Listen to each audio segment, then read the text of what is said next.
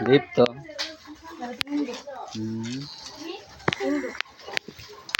আবার দিছে বাচ্চা দিছে আবার সাদা দিছে দিদি দিন আবার সাদা দিছে ইয়া না খরগোশের মতো একটা লেজ আছে খরগোশ না না না এরপরে খরগোশের মতো কিন্তু খরগোশটা যেমন একটু বড় বড় হয়ে গেছে আমি দেখে যাও লেজ আছে ওই মিদি সিন্ধু লেজ আছে ঘরের ধ্বংস করে ওই ইঁদুর বলে দীপ্ত সাবড়ে উঠেছে নাকি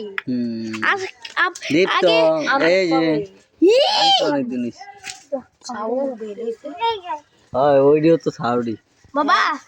ওইডিও সাউ এদিকে দে কিছু চাউল দিয়ে উদয়ে নিয়ে যেতে হইব না দেখতে বল দীপ্ত দিগন্ত এদিকে হ্যাঁ বাচ্চাটা ধরো না এটা আমি ডাউলাইছি কিন্তু এই সাই বাইটাই ডুববো সর দীপ্ত বাবা ধুসি তো দীপ্ত বাবা হাতটা ধুসি